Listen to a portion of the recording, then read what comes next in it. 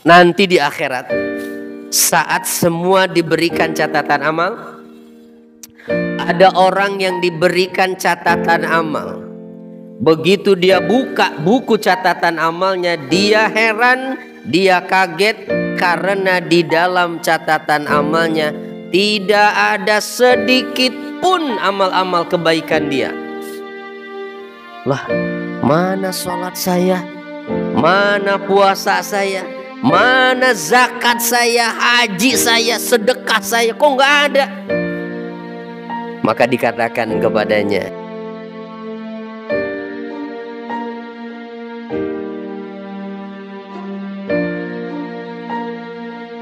awas, jangan terjebak dengan itu.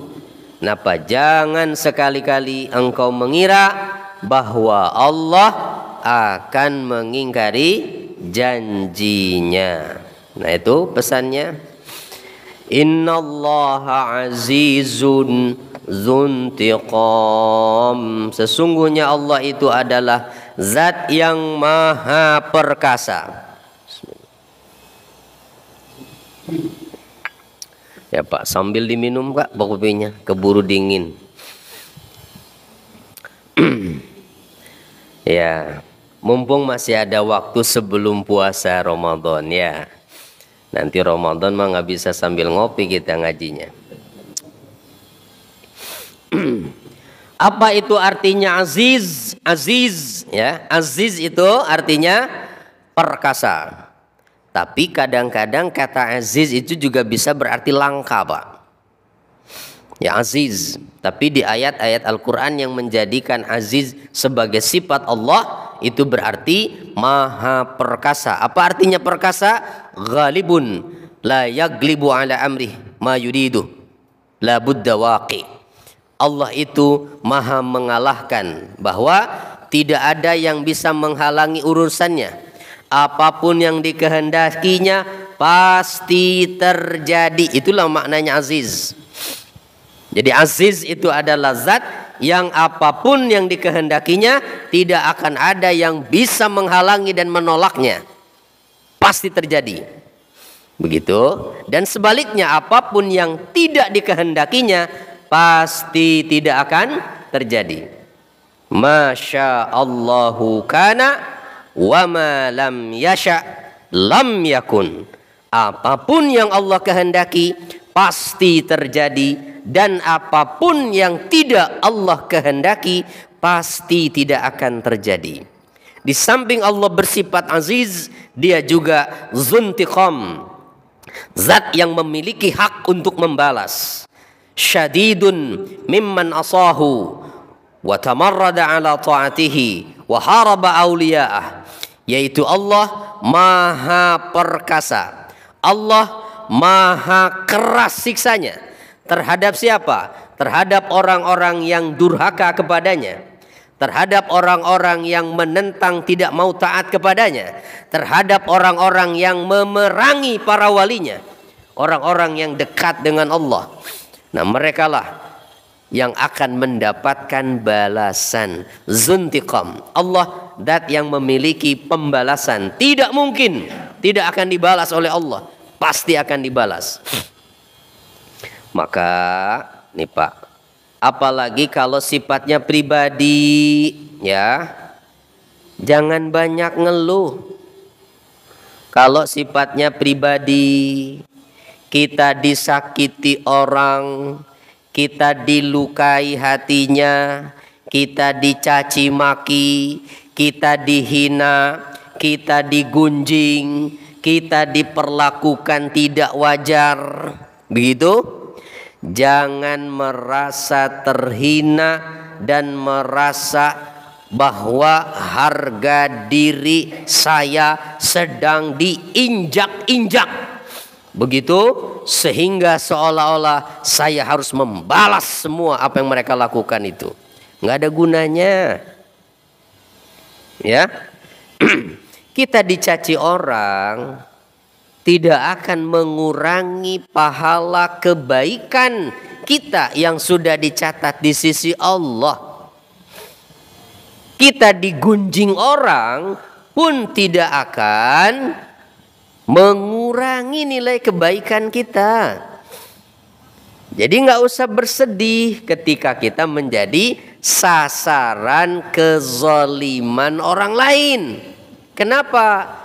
Ada Allah yang memiliki kekuasaan untuk membalas. Begitu? Udah serahkan aja. Karena nanti itu Pak, pernah satu ketika begini. Ada satu riwayat yang tentang gibah nih. Satu ketika ada seseorang yang duduk di majelisnya Rasulullah. Tiba-tiba begitu majelis Rasul ini selesai, orang ini berdiri dan pergi. Maka ada salah seorang sahabat Nabi yang berkomentar tentang orang itu. Alangkah lemahnya orang itu. Nyeletuk gitu. Ya. Jadi jangankan di zaman sekarang, artinya di zaman Rasul saja, sahabat Nabi loh Pak, tetap saja ada begitu yang seperti itu. Jadi sahabat lalu mengatakan, menilai orang yang baru pergi itu, alangkah lemahnya orang itu. Apa kata Nabi? Kamu sudah memakan daging saudaramu ketika kamu menggunjingnya. Langsung Nabi tegur Pak. Kamu makan daging saudaramu itu. Lalu ada keterangan begini. Nanti di akhirat, saat semua diberikan catatan amal, ada orang yang diberikan catatan amal. Begitu dia buka buku catatan amalnya, dia heran, dia kaget karena di dalam catatan amalnya tidak ada sedikit pun amal-amal kebaikan dia. Lah, mana sholat saya? Mana puasa saya? Mana zakat saya? Haji saya? Sedekah saya? Kok nggak ada? Maka dikatakan kepadanya, semua kebaikan-kebaikanmu itu habis karena kamu terlibat pergunjingan. Kamu seneng ngomongin orang. Habis semua catatan kebaikanmu itu nggak ada. Ya Allah, nauzubillah ya. Ada lagi yang lainnya. Ada juga orang yang diberi buku catatan amal, ketika ia menerima buku catatan itu, dia pun kaget dan heran. Loh, ini kenapa banyak amal-amal baik di sini?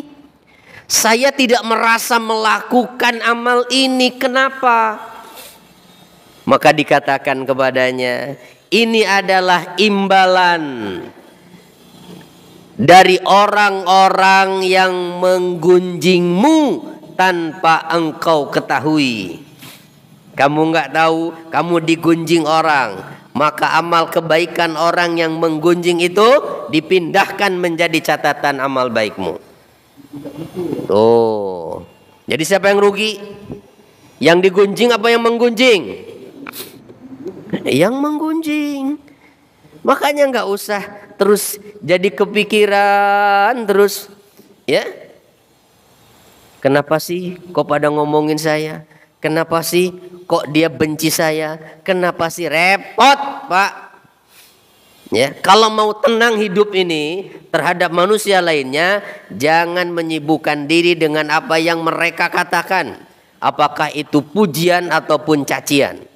Dan juga kalau dipuji jangan gampang terpengaruh, ya, karena pujian itu kadang-kadang menjerumuskan. Dipuji jangan langsung mekar hidungnya. Ya. Abu Bakar As-Siddiq itu kalau dapat pujian, Pak, berdoa kepada Allah. Gimana doanya? Ya Allah, ampuni mereka terhadap apa yang mereka tidak ketahui dari diri saya ini, dan jadikan saya lebih baik dari apa yang mereka katakan itu.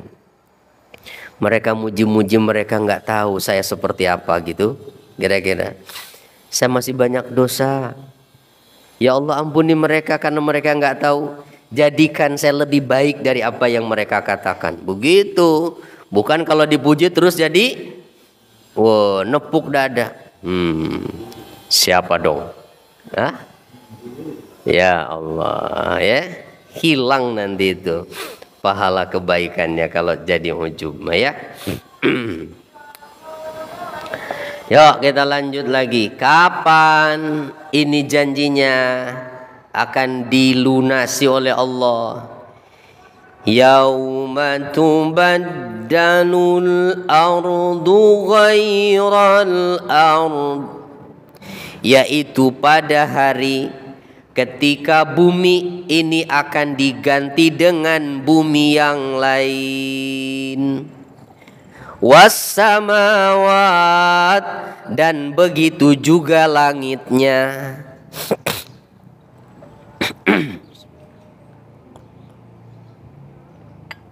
Apa maksudnya? Apakah nanti planet bumi ini akan diganti jadi Mars? Atau planet-planet lainnya? Bukan. Bukan itu maksudnya, ya. Diganti bagaimana maksudnya nih? Ini kita lihat dalam tafsirannya, ya. Yauma tubaddalul ardu ghairal ardi wassamawat. Kita lihat dalam Ma'alimut Tanzil. Nah, ini dia. Jadi nanti Pak, ada dalam satu keterangan hadis bahwa manusia pada hari kiamat nanti akan dibangkitkan dan akan dikumpulkan ala ardin bayda'a, di mana mereka akan dikumpulkan di atas tanah bumi yang datarannya berwarna putih dan tak terbatas, terhampar rata sepanjang mata memandang. Tidak ada gunung, tidak ada lautan.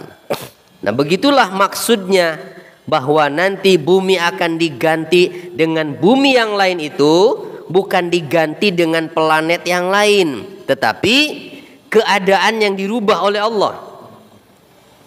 Makanya pada saat terjadi tiupan sangkakala yang pertama, yaitu tiupan yang menghancurkan alam ini, gunung-gunung yang menjadi pasak bumi akan dicabut oleh Allah. Bukan meletus, tapi dicabut dari akarnya. Lalu kemudian dihamburkan, beradu di atas menjadi debu yang berhamburan. Kenapa? Karena nanti tidak butuh lagi gunung. Akan dibuat rata bumi ini. Dan warnanya putih katanya. Ya, di dalam hadisnya seperti itu. Jadi takunul ardu yaumal qiyamati khubzatan wahidah. Bahwa pada hari kiamat nanti bumi ini hanya menjadi satu daratan, Pak. Nggak ada laut, nggak ada gunung. Daratan semua. Kenapa? Karena bumi akan dijadikan tempat untuk mengumpulkan manusia dari sejak zaman Nabi Adam sampai manusia terakhir yang hidup sebelum kiamat. Butuh tempat yang luas. Saat ini dataran bumi kita ini kan lebih kecil daripada lautannya, toh? Ya enggak? Iya. Nah, nanti akan menjadi daratan semua. Rata. Itulah bumi yang dimaksud pada hari ketika bumi diganti dengan bumi yang lain.